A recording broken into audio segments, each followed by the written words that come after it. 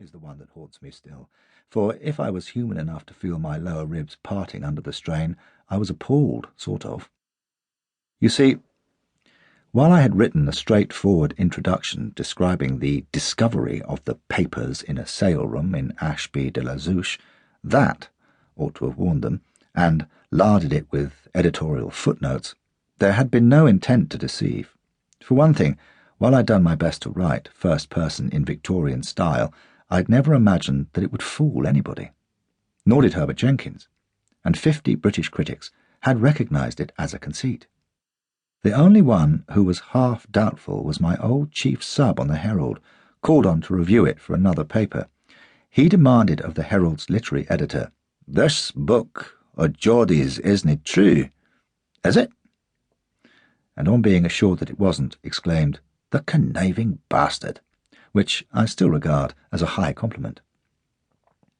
With the exception of one left-wing journal which hailed it as a scathing attack on British imperialism, the press and public took Flashman, quite rightly, at face value as an adventure story dressed up as the memoirs of an unrepentant old cad who, despite his cowardice, depravity and deceit, had managed to emerge from fearful ordeals and perils an acclaimed hero, his only redeeming qualities being his humour and shameless honesty as a memorialist.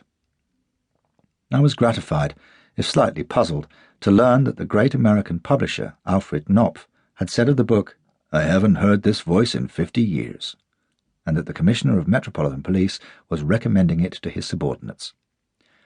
My interest increased as I wrote more Flashman books and noted the reactions. I was, several critics agreed, a satirist.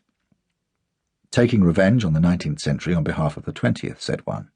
"Waging war on Victorian hypocrisy, said another. "Plainly under the influence of Conrad," said yet another. A full-page review in a German paper took me flat aback when my eye fell on the word Proust in the middle of it.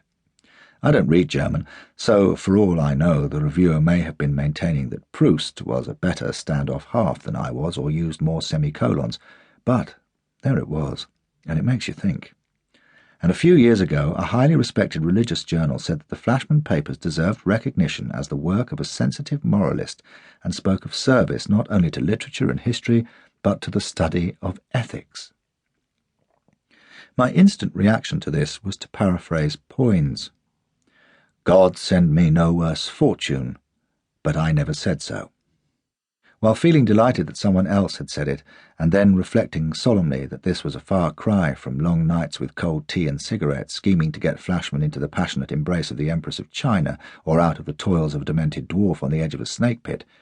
But now, beyond remarking that the anti-imperial left-winger was sadly off the mark, that the Victorians were mere amateurs in hypocrisy compared to our own brainwashed, sanctimonious, self-censoring and terrified generation, and that I hadn't read a word of Conrad by 1966, and my interest in him since has been confined to Under Western Eyes, in the hope that I might persuade Dick Lester to film it, as only he could.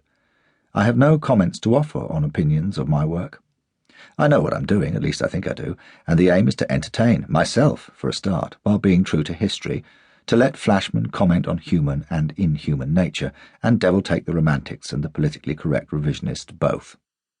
But my job is writing, not explaining what I've written, and I'm well content and grateful to have others find in Flashy whatever they will. I've even had letters psychoanalyzing the brute, and return to the question with which I began this article. A lifelong love affair with British imperial adventure, fed on twopenny bloods, The Wolf of Kabul and Lionheart Logan. Where are they now? The barrack room ballads, films like Lives of a Bengal Lancer and The Four Feathers, and the stout-hearted stories for boys which my father won as school prizes in the 1890s.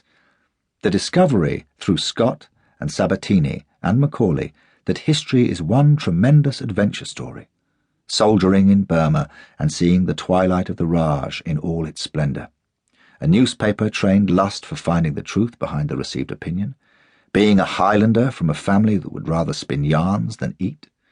I suppose Flashman was born out of all these things, and from reading Tom Brown's Schooldays as a child, and having a wayward cast of mind. Thanks to that contrary streak, I always half hoped that Rathbone would kill Flynn, confounding convention and turning the story.